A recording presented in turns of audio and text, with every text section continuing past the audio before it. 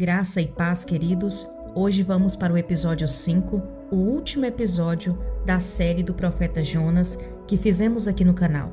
Para você que não assistiu todos os episódios, temos uma playlist aqui no canal, série do profeta Jonas. Então vai lá e assista desde o início para você ser abençoado com essa palavra.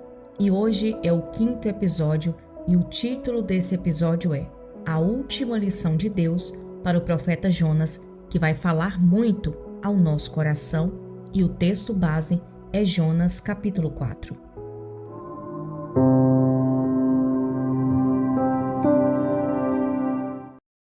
Jonas foi atender o chamado de Deus, mas ele foi depois de fugir, depois do vento, depois da tempestade e da barriga do peixe. Ele entendeu que precisava pregar para Nínive e também reconheceu que não podia lutar contra o propósito de Deus e foi até aquela cidade. Jonas pregou a mensagem que o Senhor lhe deu, que dizia o seguinte: em 40 dias Nínive será destruída.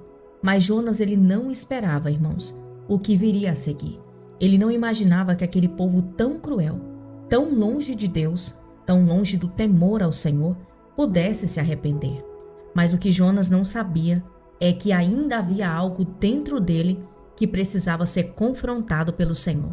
Existia algo dentro do coração de Jonas que Deus ainda precisava tratar. E quando Jonas viu que o povo se arrependeu e que Deus decidiu perdoar, Jonas ficou inconformado, irmãos, muito inconformado. E ele disse: era isso que eu temia, Senhor. Eu sabia que tu és misericordioso, compassivo, paciente e cheio de amor. E por isso eu fugi. Jonas não estava surpreso com quem Deus era, mas ele estava desconfortável com quem Deus queria alcançar. E aqui começa a última lição de Deus e a mais profunda para o profeta Jonas. E a palavra de Deus relata que Jonas se afasta da cidade. Após ele pregar, Jonas se afasta da cidade, se senta e fica esperando o que vai acontecer. Talvez ainda esperasse ver o fogo cair. Talvez estivesse torcendo por uma punição severa, mas Deus ele não fez o juízo descer, mas ele fez algo para trazer uma grande lição para Jonas. Ele fez uma planta crescer. A planta fez uma sombra para Jonas, que estava ali exposto ao sol muito quente. A planta dá sombra e Jonas se alegra com aquilo. Mas no dia seguinte, Deus envia um verme e a planta seca completamente. O sol castiga a cabeça de Jonas novamente e ele de novo pede para morrer. E nesse momento, Deus fala com ele: você tem compaixão de uma planta que você não cultivou e que durou somente um dia, e eu não teria compaixão de uma cidade inteira com mais de 120 mil pessoas que não sabem discernir entre o certo e o errado? Deus questiona Jonas. Deus usa algo pequeno para revelar algo muito maior. Uma planta, um detalhe, algo que nasce num dia e morre no outro, e através disso, Deus expõe o coração do profeta Jonas. Ali, o Senhor está expondo o sentimento que ainda havia dentro do coração do profeta Jonas e que precisava ser tratado. Um coração que amava mais o conforto da sombra do que as almas de uma cidade inteira. Jonas se alegrou com uma planta, mas se revoltou com o perdão de Deus. Ele se alegrou com o que beneficiava ele, mas se entristeceu com o que salvava vidas. E quantas vezes somos assim? Dizemos que amamos almas, mas só conseguimos amar as que nós achamos que merece. Falamos que queremos ver vidas sendo alcançadas, mas no fundo torcemos para que alguns recebam o juízo de Deus. E essa história, ela confronta um tipo de religiosidade fria, que obedece, mas não ama, que prega, mas não tem compaixão, que vai aonde Deus manda, mas vai de má vontade, que faz a obra do Senhor, mas não ama a obra. E Deus não quer esse tipo de entrega. Ele quer um coração alinhado com o dele. Ele quer um coração que deseja ver vidas transformadas de verdade.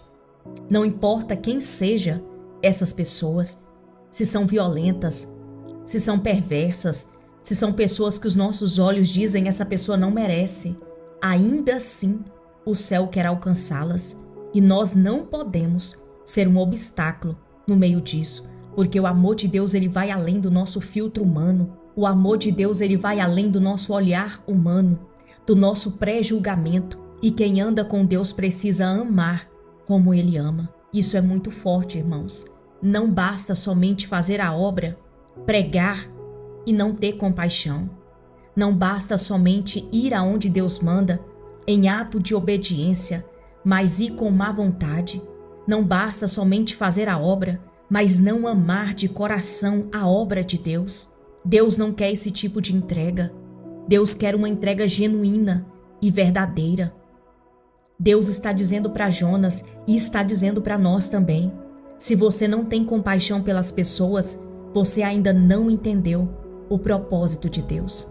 O propósito de Deus nas nossas vidas diz sobre o outro e não sobre nós. O nosso propósito de vida sempre está ligado em abençoar pessoas. Ele nunca será sobre nós, ele sempre será sobre os outros. E muitas vezes fazer a obra de Deus é colocar a sua dor de lado e olhar para a dor do outro. É olhar pessoas com o coração de Deus. É amar pessoas como amamos a nós mesmos. É fazer a obra de Deus com amor e com a verdadeira devoção. Quantas pessoas fazem a obra de Deus por pura conveniência, pelos benefícios que, quem sabe, a obra pode trazer para ele. Mas a obra de Deus, ela nunca será sobre nós, ela sempre será sobre o próximo. E não vale a pena fazer a obra de Deus se você não tem amor às almas, se você verdadeiramente não tem amor às vidas. A nossa missão, quanto ministros do Evangelho, pregadores da palavra de Deus, ela não termina quando nós obedecemos à vontade do Senhor. Ela só é completa quando nós amamos de verdade. Amamos a obra, amamos as vidas, as almas, porque existem lugares, pessoas, igreja, ministérios que só amam pessoas quando essas pessoas são influentes. Amam somente as almas que lhe convém, que têm algo para oferecer. O Evangelho de Cristo verdadeiro é você amar pessoas que não têm nada para te oferecer. Porque muitos, e como eu já vi, muitos pastores, muitas pessoas orando para que Deus traga empresários para a igreja, para que Deus traga pessoas bem-sucedidas para ajudar a obra. Então a oração deles é somente essa. Deus traz empresários, traga pessoas para ajudar a obra, mas essas pessoas não oram para Deus trazer o drogado, para Deus trazer a prostituta, para Deus trazer o perverso, para Deus trazer a pessoa que está padecendo na mão do inimigo, para Deus trazer as pessoas que estão cativas. Não, a oração dessas pessoas não são essa. São orações pedindo almas, mas são almas que podem oferecer alguma coisa para elas. Eu quero dizer para você que o Evangelho de Cristo precisa ter compaixão, amor, boa vontade, amar a obra, amar a Deus e amar o seu próximo como a si mesmo. Então faça a obra de Deus aonde você estiver, seja no seu trabalho, no meio da sua família, aquele jantar em família, fala de Jesus. Qualquer oportunidade que você tiver, fale do amor de Deus, fale do Senhor no ônibus, fale do Senhor na faculdade, fale do Senhor na escola, fale do Senhor no curso, fale do Senhor aonde os seus pés pisarem. Tá na fila de um hospital, evangeliza para as pessoas. Fale do amor de Deus aonde você pisar. E assim você demonstra que você tem verdadeiramente amor às almas e você quer que o Cristo que te alcançou alcance essas vidas também. E é baseada nessa palavra que eu quero orar por você, para que o Senhor venha alinhar o teu coração e o meu coração ao seu propósito. Soberano Deus e eterno Pai, nós nos colocamos diante de Ti agora com um pedido sincero. Transforma, ó Deus, o nosso coração, arranca de dentro de nós todo orgulho, toda seletividade, todo julgamento que nos impede de amar as pessoas como o Senhor a ama. Nós não queremos apenas obedecer por fora, queremos ser transformados por dentro. Dai-nos, ó Deus, um coração que ama almas, que ama vidas, que se compadece de quem está perdido. Nos ensina a desejar ver pessoas sendo alcançadas, mesmo aquelas que aos nossos olhos parecem distantes demais. Tira de nós qualquer sentimento de superioridade espiritual, livra-nos da frieza que prega, mas não se importa, que fala do céu, mas recusa, Senhor, estender as mãos. Senhor, queremos amar como o Senhor ama, sem distinção, sem preconceito, sem barreiras, que o nosso amor não dependa de raça, de posição social, de aparência, de passado, de religião, de orientação ou de histórico. Queremos amar porque o Senhor ama. Queremos olhar para essas pessoas e enxergar nelas o mesmo valor que o Senhor viu quando morreu na cruz do Calvário por elas. Transforma-nos, Espírito Santo, que a nossa vida seja um reflexo da compaixão de Cristo e que a nossa boca fale de salvação, mas que o nosso coração também esteja cheio da Tua misericórdia, que sejamos usados para alcançar vidas com verdade, com graça e com amor. Em nome de Jesus. Amém. Que Deus te abençoe e até o próximo vídeo.